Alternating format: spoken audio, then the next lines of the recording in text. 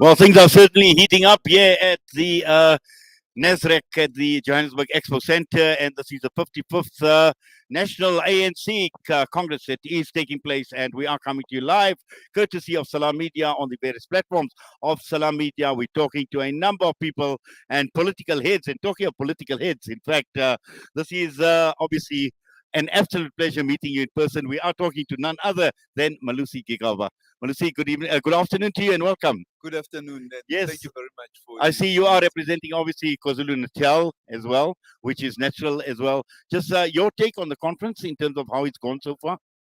I think we've started slow because of mainly the problem of registration and the load shedding that the country has been experiencing, which slowed down the registration process because from time to time the systems switch off and have got to be rebooted, and so it has made the conference to start slow. But we've started now. The conference is robust enough. We've had several presentations and reports which have been made, and the delegates are inside conference, paying attention, ensuring that they are listening to the presentations which are being made. But there have also been robust engagements, which I hope will translate into robust discussions when the plenary and commissions open for delegates to now air their views. Well, certainly, in fact, we are getting that feeling as a media as well in terms of how robust the discussions are going to be, and this conference, the importance of this Congress, how important it is. And obviously, some are saying it is a make or break situation, considering where we are, considering the challenges that we are faced with as a country, and also looking at the ANC as an organization itself. Absolutely, I agree with that view. It's like a war council. It has the same significance as the Morogoro conference, in my opinion, with perhaps the exception that the discussions haven't as yet started and haven't as yet reached the level of the Morogoro conference in 1969. But it's a make or break conference. The country is facing enormous challenges. The ANC faces an existential crisis to which it needs to respond. And it must emerge out of this conference more united, more solid, and with very clear resolutions about how to lift the country out of the present situation in which we find ourselves. Yes, for me, what is most critical, and I've seen this on the agenda item, organizational renewal. And there is a lot of talk about organizational renewal and just looking at some of the key issues that the organization needs to focus on if it wants to renew or if it needs to renew itself. You know, organizational renewal is certainly important. The ANC faces an existential crisis. Its support among the broad mass of the people has been declining. There is a degree of disengagement, even among ANC members, from ANC programs. So the ANC has got to respond to this. But the renewal process must not be an evangelical program. We must not say to ANC members, if you change your ways, if you mend your ways, if you repent, then the ANC will suddenly get better. We've got to lead the program consciously as the leadership of the ANC. The program of unity, the program of socio-economic transformation, as well as the program of the renewal, the reorientation of the African National Congress, the re-establishment of the political consciousness of the membership of the ANC. So we've got to move away from how we have over the last few years been dealing with issues of renewal towards ensuring that the membership of the ANC engage with communities on the ground, are able to respond to the challenges the people are faced with, and do so as a united body instead of disparate factions that are forever focused on fighting one another. But the most important program for me, perhaps even more important than the program of renewal, is the socio-economic transformation of South Africa. so that we deal with the problems that people are faced with. Because at the end of the day, the masses of South Africans don't vote for the ANC or support it on the basis that we members of the ANC are renewed and are now more politically conscious. They vote for it on the basis that, first and foremost, the ANC is leading them along a path of total emancipation, responding to their socio-economic challenges, but we also do so as conscious members and activists and cadres of the African National Congress. Well, certainly, but also I think, when one looks at it, there's a lot of side shows apart from the main show that is happening, and a lot of the focus is on the side shows. Like, for example, yesterday where we've seen former President Jacob Zuma and the President Cyril Ramaphosa together the night that he made his appearance. That was featured very, very prominently. The whole question surrounding the military veterans, Ace Magashule on the outside, and there seems to be a lot of focus on all these things, and we are forgetting that there are real issues, there are real problems, there are real people who want those problems addressed. This speaks to the weakness in the leadership of the ANC collectively elected in 2017, in that all of these side shows we are talking about have been consciously created by us. As a result, we have not created a foundation, a basis for ANC members and supporters, including opponents, to unite behind a program for socio-economic transformation.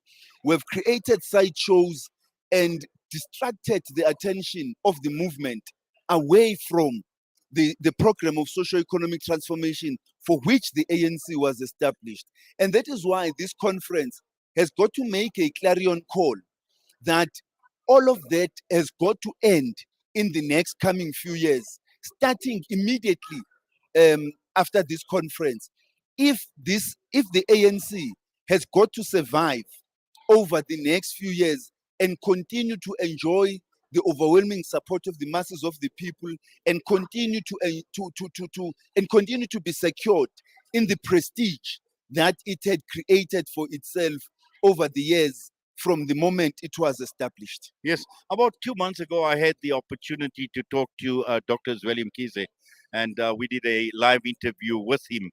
And we know he is a presidential hopeful, and he raised this entire sentiment that you are raising at this point in time as well, that there has got to be a conscious decision, number one, but also at the same time concrete actions, because actions do speak louder than words. Where we've seen in the past, for example, you mentioned 2017 at the conference, and there were a lot of policies that were adopted at that point in time, but were they implemented? And again, this time around, looking at a number of policies that will once again be adopted, will they be implemented going forward? And I think for me and for the electorate, for the people of South Africa, these are the most critical issues. The reason why the ANC has not implemented the resolutions it adopted in 2017, first, owes to the fact that the leadership we have is weak. We have become very self-absorbed. And because of that self-absorption, we're focusing too much on ourselves, on trying to expunge one another from the African National Congress and its leadership structures. We've created interim structures on the basis of which those who do not support the current dominant leadership group in the ANC get marginalized, and then people who were not popularly elected get put into the structures, and until they can get themselves popular enough to be elected, those interim structures continue to exist. But the second reason why resolutions are not implemented is the lack of political will on the part of the leadership to lead the implementation of those programs. Instead of finding solutions and developing mechanisms and strategies to implement our programs and resolutions, we erect obstacles and then turn around to say, because of the following obstacles, we are unable to implement these decisions. At the end of the day, the ordinary masses of the people of South Africa who are unemployed, who are facing the spectre of rising costs of living, who are facing the debilitating effects of load shedding and all these other problems, they don't vote for the ANC on the basis that we've succeeded to remove this person from the leadership of the ANC or throw that one away. They vote for the ANC and support it on the basis that we have implemented our resolutions, or at least tried to, and therefore we have changed our lives and improved their material conditions of living. That is the fundamental issue that this conference must confront and ensure that the next leadership that is elected, and certainly there has to be a new leadership, must now focus on addressing the weaknesses of the previous leadership of the movement. Yes, obviously a lot of that will be translated into the voting. The 4,500 plus delegates will be voting, and it's going to be interesting to see what the outcome is going to be in terms of leadership. Just looking at your side, obviously KwaZulu-Natal, where would your vote go? My vote is going to go with what my consciousness directs me. I'm not a factionalist. I don't get fed who to vote for and I could get told how to vote. You don't look at My personalities. consciousness, no, I don't look at personalities. Okay. My consciousness tells me that the past 5 years experiment has failed, and therefore it's time for change. But as the conference decides who to vote for, I wish that delegates of this 55th National Conference should not vote on the basis of who gave them money in order to vote for them. They must vote on the basis of who is the most suitable to lead the African National Congress. Some of the candidates that have emerged out of the nominations process have absolutely no track record in the African National Congress. But because people have been throwing money to the branches and to delegates, and polluting and corrupting the political processes of the ANC and the organizational systems, we find ourselves with the likelihood that we may have leaders whom we've never seen or heard of in the structures of the ANC. So these delegates must bear in mind that this conference cannot and must not be the last conference of a living ANC.